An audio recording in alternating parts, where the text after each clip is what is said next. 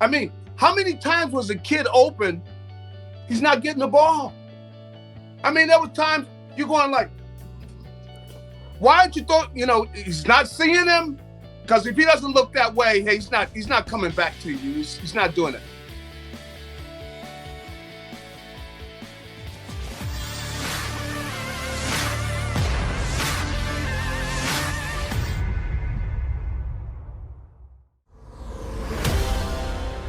By the way, I think Garry Cobb was right.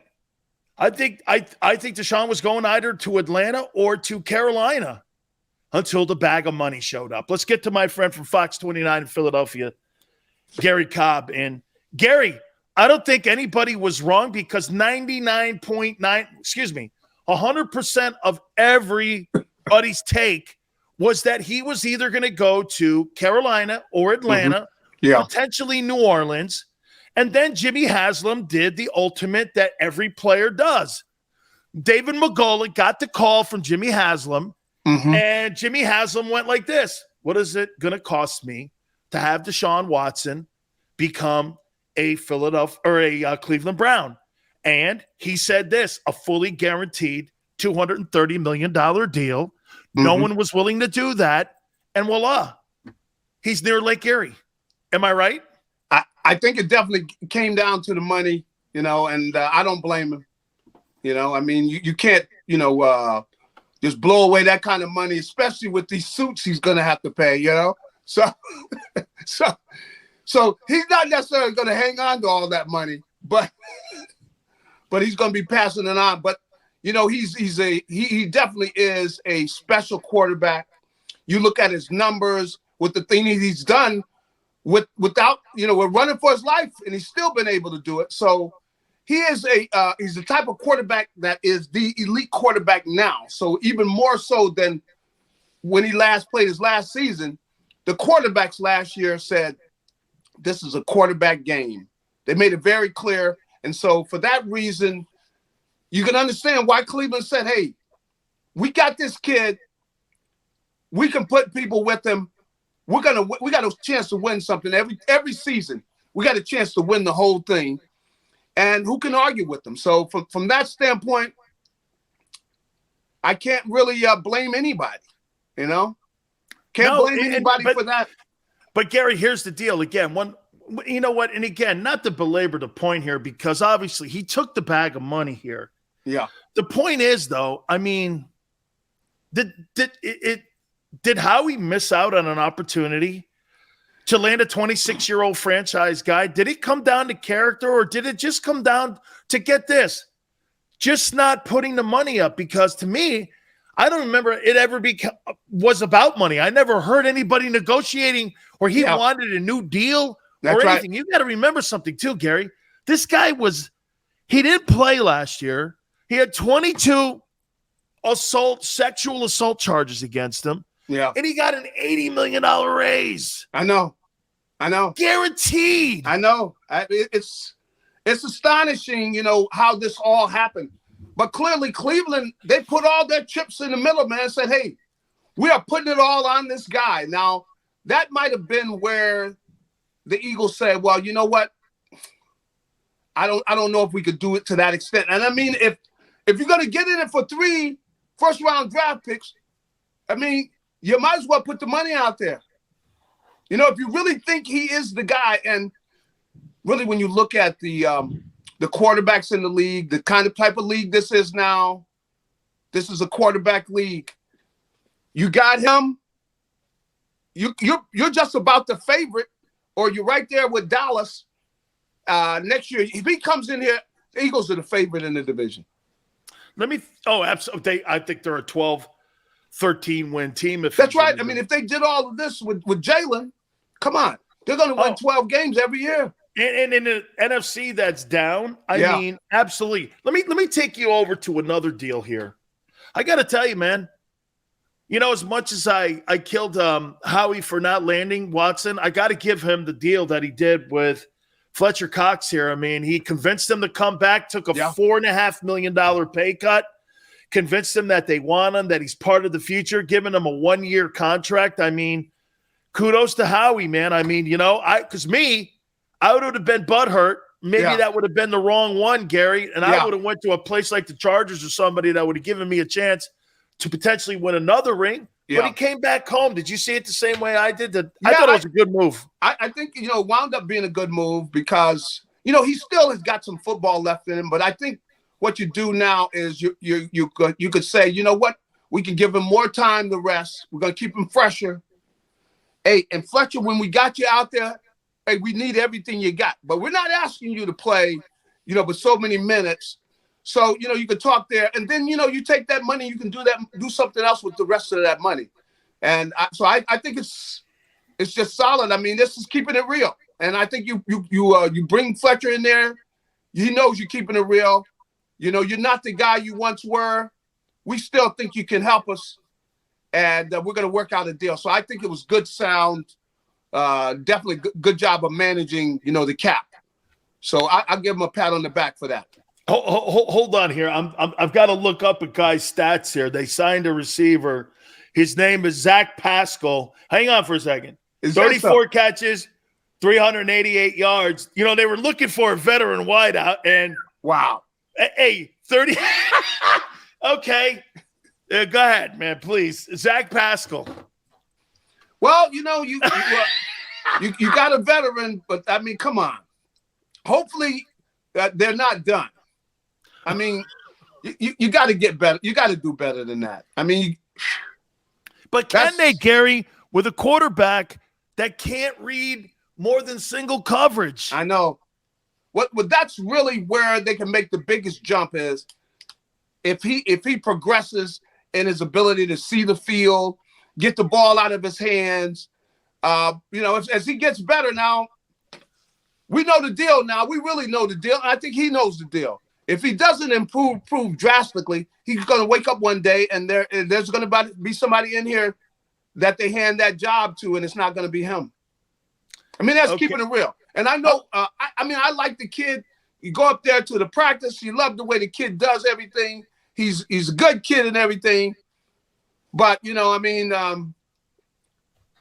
but he lacks some things when it comes to playing the position.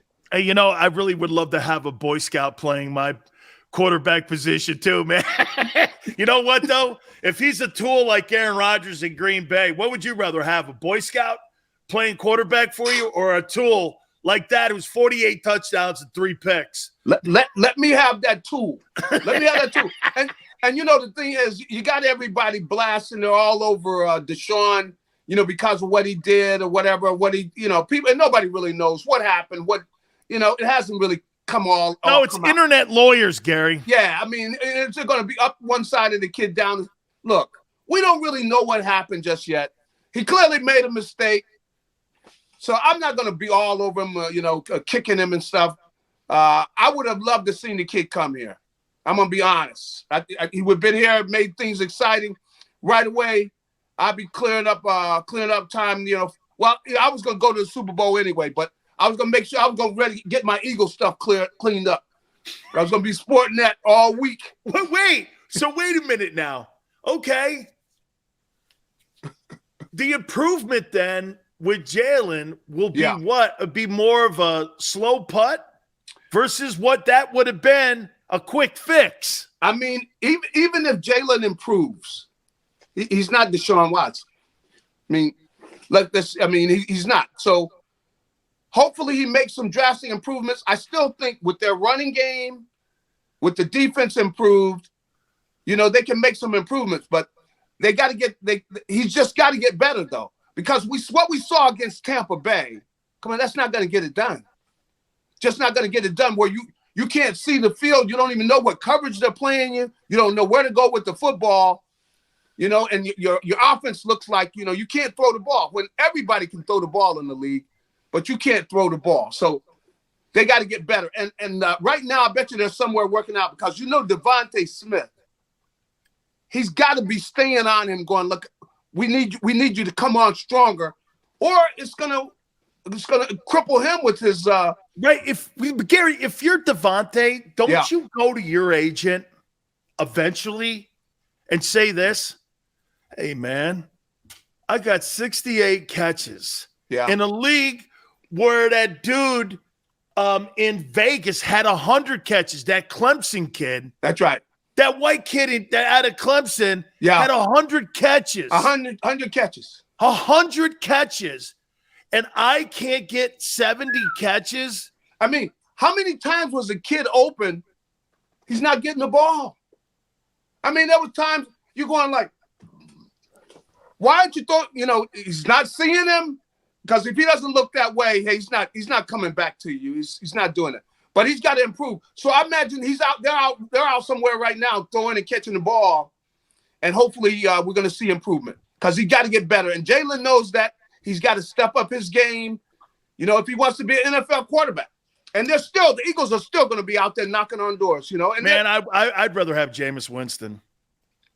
He threw for 5,000 yards, 30 touchdowns. And I'm just saying, last year he was 5-2 before he got hurt, had a higher quarterback rating than Tom Brady because Sean Payton showed him that throwing the ball down the field. And you know what I say this to about Jameis? Jameis was in that no risk it, no biscuit offense that Bruce Arians had. And you know what happened? Brady goes in there, had turnovers and pick sixes right away. Yep. And what happened? Brady convinced Bruce Arians, no risk it, no biscuit is not going to get us what we want with a championship. Yeah, you're right. He helped change Bruce Arians back to the dink and dunk stuff. That was high percentage, moved the chains, won ball games. You put him in an offense like that, I'll tell you what, man. I'd like to see Jameis Winston in an offense that ran the ball, was centric on running the ball. I'll tell you what, I have no problem with that guy. You may Look be at right. it. I mean, Jameis just signed a 2-year contract with the Saints today. He'll remain with the Saints. That's a smart move. Yeah, I thought I was pretty confident he was going to go back because you could see that they had something going early in the year. You could see he was playing well, and he's comfortable in that offense now. So I expect good things out of them going forward. I do too. How about this, Gary? Yeah. 5 years ago, Baker Mayfield was the number 1 overall selection. And you want to hear something on today? Now that Winston's going back to the Saints? Yeah. The only opportunity for him to play anywhere is Carolina. You're probably right. I mean, where else is a guy? He wasn't just a first rounder. Yeah. He was the first pick. First pick in the draft. 5 years later. Yeah. There's no market for him. And watch this. You'd be lucky to get a 5th rounder for him. Well, but see, the thing is, when you look at what he was doing in Oklahoma, the people he's throwing, CeeDee Lamb, some of the people he's throwing the ball to, they were overmatched. They were playing against people they were much better than. He got people, the wide guys running wide open. That's why you really have to wait to get a good look at a guy in order to see if he's going to be a marquee guy on the pro level, even though he might have been, a great college quarterback. I mean, come on. How did everybody miss Justin Herbert? How did everybody not see the kid's a franchise quarterback? So I don't know that you can see everything. Clearly you can't. Because Tua was taken.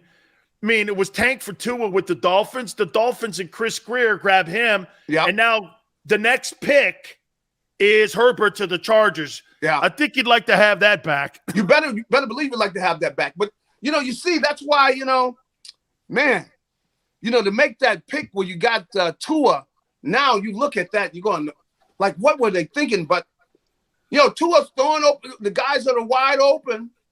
He's got a better football team, but Tua, he just doesn't have that gun, man. If he had the gun, seems like he sees the field well, just doesn't have that gun to get it there all the time, How about this?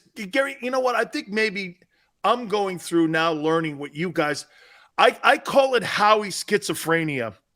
It's a disease you get after a while when you're watching a guy run a franchise. And you guys have had gone to therapy, and you guys understand Howie schizophrenia.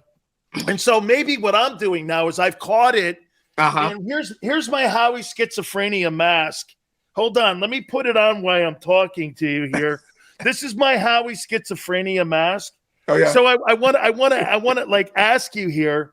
Yeah. I mean, look at what the draft does for Howie. You know this as well as anyone. 3 years before you can find out what a player is going to do. 3 games when it comes to giving you a trend on what a team is going to do. That is standard when it comes to game planning on what a player can or can't do. The draft gives Howie, it gives him latitude and length not to be on the firing block. Watch this. Hey, you drafted a guy out of Arkansas, and the guy's really a great player. We got great upside. We think he's going to be a star. Bro, you won't know for 3 years, man. I know. Yeah. They give that guy 3 years. If he would have got Watson, wouldn't that put him, that Andrew Berry guy who was in the Eagle organization at one time, that's right, now went to the owner and said, no, man, let's stand on the Coles now. Woo! I tell you, Andrew Berry's done some special things there. I mean, because you look at all the talent he had, that team loaded up. I mean, they had some injuries last year, kind of hurt them. And, of course, that quarterback problem, it seemed like you alleviated that. But I got to give it. I hadn't really thought of Andrew right away, but he definitely was here. And, the kid's got guts. I mean, for him to go out there and make this deal like that, he's got everybody. I tell you, he could have everybody. Probably, when Watson gets out there, he's going to have everybody wondering, like, why didn't we do that? Well, how about this finally here? Matt Ryan to the Colts. What do you make of that? I think it's something that could work. Oh, yeah, me too. I think it's something that could work because all they need somebody to take care of the football. They got a good football team. They got all the other pieces there. I think that was a good move on their part. And, we'll see. But he's always done a pretty good job of taking care of the football. I think that's the main thing you got to do there. And you got all the pieces to have you a good quality playoff team. You definitely got you a playoff team there. I'd have to say that's a thumbs up move for them. Hold on. Zach Pascal. Hold on. I got to find out something. Hold on here. Zach Pascal. I got to find out where the kid's from. I mean, like, why would they even report that? I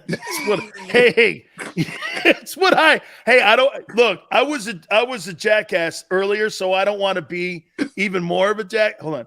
Yeah. Zach Pascal. Where is he from? Oh, here it is. Zach Pascal. Here he is. Here, let me give you a little bit of insight on him. Okay. He's born December 18th, 94. He's from Upper Marlboro. Okay. Okay. He played ball at Old Dominion. Old Dominion. Well, you know what? Maybe he's a guy that they're going to put in the slot or something. I don't know. I mean, I've heard his name. I can't say I know very much about. No, hey, Gary. When Xander told me, I had to actually look it up. Oh, good, man. Are you all right? Hello? I didn't hear what you said. Yeah, okay. Yeah, no. When Xander told me that they signed Zach Pascal. The mic is not coming. I can't hear you. Good. I had to look it up. I just, I had to look it up. Y'all good? All right, Gary. Thank you, brother. Appreciate it. I got to take a time out. Again, I promised I'd be nice. I promised I'd be good. Hold on. Where's my sheet? Hey, I want to get to those edge rushers. By the way, wait a minute. Inside backers. There's a big list. You think the Eagles need an inside backer? One of these guys. Why are we looking at one of these guys? Let's hit on that. Hit the like button. Keep it here on the National Football Show.